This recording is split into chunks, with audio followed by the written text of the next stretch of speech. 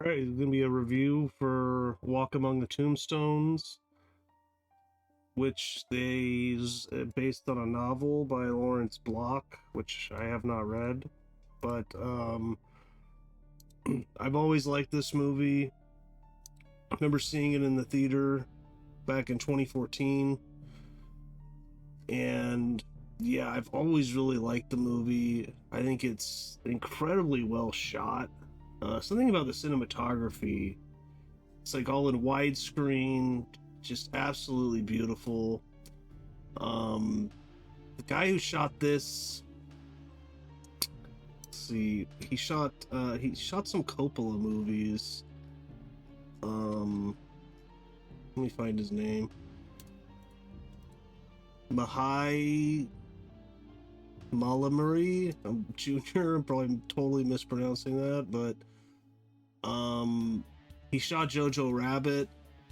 He shot The Master, so those are really good looking movies. Even Megalopolis. I mean, that movie's not very good, but a lot of the cinematography is pretty good. I mean, it has some bad CGI, but that's not really his fault. Sleepless. I haven't seen a lot of his stuff, but The Master looks great. But yeah, this movie's got a great feel, great atmosphere. I'm a big fan of Liam Neeson. I think he's amazing. He's an amazing actor. I like how he's willing to get his hands dirty. Like he's willing to do. I mean, I wouldn't say this is an action movie. There's some good action in it, but yeah, I wouldn't say it's an action movie. But Taken 1's great. Some of the other action movies he did, I like Nonstop. I thought was all right. But I kind of like that. He's, I mean, he has an Academy Award, right?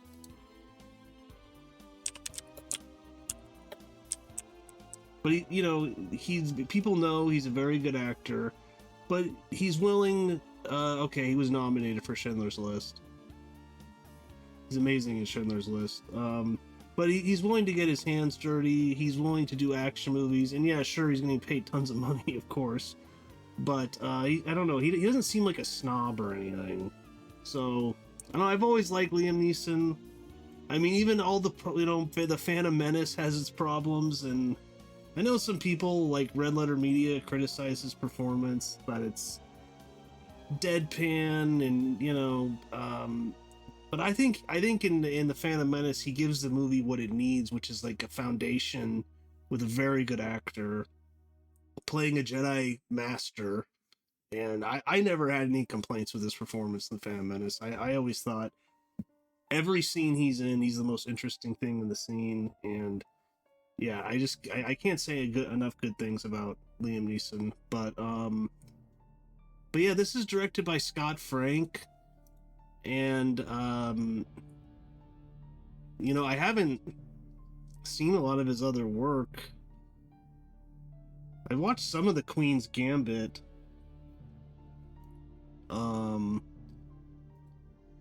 But other than that, I really haven't seen a lot.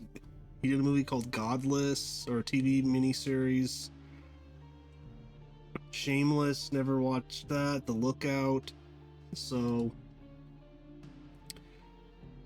but yeah, my mom was really into watching the Queen's Gambit. But other than that, yeah, I haven't seen much from him. I mean, he's only directed like a couple movies, and the rest is TV. He did something called Department Q, it's a TV series. But anyways, yeah, I really like this movie. I think some people maybe could find the movie too dark, because it's a very dark movie. He was a cop. He was an alcoholic. He's drinking in a tavern, and these guys come in and they rob the place and they kill the bartender. He runs out, he kills them, and I think he injures one guy, shoots him in the leg. And then later you find out something else happened too. And this caused him to want to quit drinking, and he actually quits the force, becomes a private investigator, private detective. And this leads to him working for Dan Stevens, who is revealed he sells drugs. He doesn't like that. He doesn't really want to work for him, but he convinces him so because his wife was kidnapped by these two psychos who you really hate. I mean, you really hate these villains. So the movie does a good job at that, I think. And he paid him a bunch of money, but they just killed his wife. And this is all revealed like very early on. And he kind of reluctantly does it. I think he says he'll pay him $20,000 now, and if he finds who these guys are, then he'll give him another 20. And this movie also takes place in 1999, which you kind of forget, honestly. Once they, this 1999, there's some mentions of Y2K, and so I think that kind of adds to the atmosphere of the movie too. But yeah, and this leads him on this twisted journey of unscrupulous characters and more drug dealers. And then he learns that these guys kidnapped another woman, and they ended up killing her. They basically kidnap drug dealers' wives or girlfriends, and they've done this multiple times. And I think a good thing this movie does too is the villains. And I can't really think of a movie that did this. They're basically serial killers, but I think they're like, oh, we could make a lot of money off this, by trying to get money from these rich drug dealers, and they don't want to go to the cops, so they say don't go to the cops. And the drug dealers are probably like, well, we don't really want to go to the cops, because then they're going to start asking questions. Where'd you get all this money, right? So they're kind of in a bad situation, and then they're like, oh yeah, and then we're gonna torture and kill these women anyways, and then we'll take the money. And that's what happened with Dan Stevens. So that seems different to me. I can't really think of a movie that did that. Usually they're just a serial killer and they're just out killing, but these guys are like, oh, we can actually make a lot of money out of this. So you got a great cast. Liam Neeson, Dan Stevens, even David Harbour. I mean, he's an okay actor. I actually didn't hate his Hellboy. But he's really good in this. You just really don't like him, just sleazy. And Boyd Holbrook is Dan Stevens' younger brother, who has his own addiction problems. Who plays his accomplice in this? I don't know. The other villain's good too. He's very weird and creepy. I'm trying to find, because I don't think they ever name him. They just name Dan Stevens Ray. He finds out his name from another guy who is creepy and weird. He even says to him, how'd you know I was involved in this? And he's like, 'cause you're a weirdo. Some of this movie kind of reminds me of 8mm too. But yeah, just a really eerie, dark movie. Walk Among the Tombstones, because some of it does take place in a graveyard, but it's really just a reference to all these people that are getting killed around him. And yeah, it's a movie I really like and enjoy. I recommend it to anyone, especially if you're a Liam Neeson fan, or if you kind of like a darker movie. It's a little bit less than 2 hours, Maybe you could say they could cut a little bit, but I wouldn't. I mean, I rewatched this, and I was like, man, I forgot how good this was. It's just so entertaining, but yeah, it is definitely a darker movie, and some people may not like that. So, but I'll get into spoilers. Um, yeah, the villains in this are just, pure evil, just terrible, terrible guys. Especially at the end when they kidnap a little girl. Um, and they're basically just like torturing these women to death. And then they steal the money and they disappear. And Liam Neeson, he's working for Dan Stevens. He's kind of slowly finding out who they are. He finds out one of the guys' name is Ray. He finds out that they were DEA informants, I think. That's one part of the movie I'm kind of iffy on because it's never really answered. They have DEA. Do they have badges? I'm not. But they have documents with official DEA stamps on them. And Liam Neeson says, oh, they were probably DEA informants or agents. But then he's like, but they would have gotten fired. And then the guy's like, why? And he's like, well, because they're psychos. There's a subplot with a kid, which, could be annoying, but I think the movie does it really well. The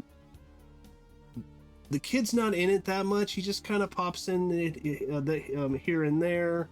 He kind of builds trust with this kid. He meets him at the library, and he's been sleeping there because he's homeless, because his mom they went to the hospital because he has sickle cell anemia, and she just left him there, like messed up, man. And his mom, you get the feeling, is an addict and an alcoholic and has her own problems. And he said he's seen her a couple times on the streets, so she's probably homeless too. Just again, the darkness, the way the city is shot, the rain. It's just I think an incredibly well made and crafted movie. So many shots in this movie, I was just like, man, that is just, it's like a beautiful shot, but it's very, dark. Like, I could see David Fincher maybe directing something like this. So, yeah, just impressive. The two guys who are the villains, I mean, you really hate them, so I guess the movie's doing a good job there. Now the writing credits is Lawrence Block. That's the author who this is based on. This is like a long series with this character. But this writer helped write Logan, Queen's Gambit, The Wolverine, which I actually like all those movies. Minority Report, Out of Sight, Get Shorty. Wow, good writer, or screenplay writer. Talk about a different movie though. Get Shorty. I mean, that's kind of a dark movie, but it's also definitely got a sense of humor. This movie doesn't really have much of a sense of humor at all, so maybe some people wouldn't like that either. Malice, Dead Again. So I've seen some of those. Out of Sight's a good movie, but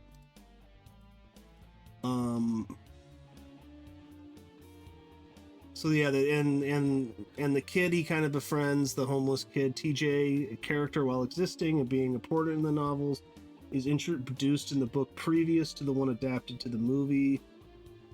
You can see the Twin Towers in the background in the final scene. 72 filming locations were used according to Liam Neeson. Dan Stevens is great in this. And I'm into spoilers, but it's kind of sad what happens in the end, though. Because, he's Basically, they catch the guys. I also like how one of the guys gets shot, and it looks like a bad wound, and they get back to their house after they leave the graveyard, and the other guy instantly turns on him, like just instantly turns on him because you know, I mean, they're both terrible people. So I like how Liam Neeson says to him, "You're a Bert and Ernie routine." Just some great dialogue. Like when he's on the phone with the Ray character, and he's not taking any shit from them. You know, he's like, because before they were like, you know, they were pushing around these guys because they had all the leverage, but he's like, no, I'm not gonna just give you the money. You know, I want proof of life for this little girl. And no, like Dan Stevens, you know, he brought the money, and they said that they'll leave his wife in his car, which is like, you know, blocks down.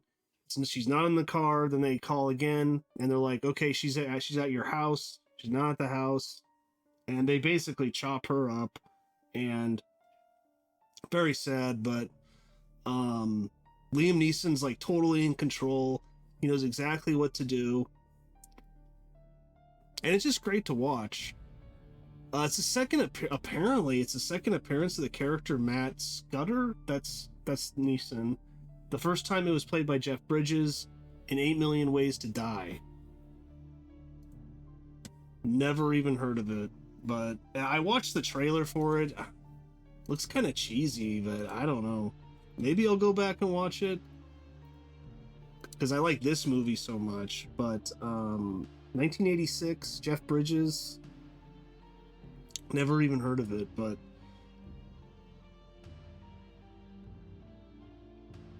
so this is partly shot in New York, and yeah, the city's like just dirty, and there's a lot of scenes where it's raining.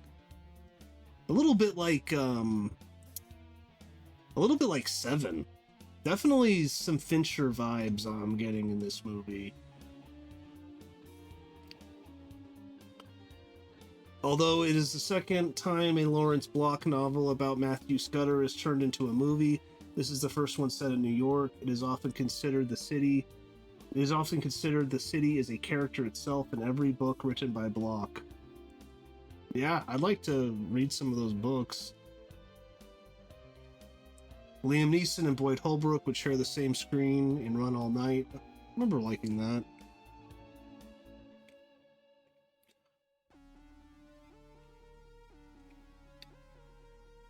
In the books, the name of the brothers were Kenan and Peter Khoury, and were of Lebanese descent. The names were changed in the movie to match the more American characters to Kenny and Peter Christo.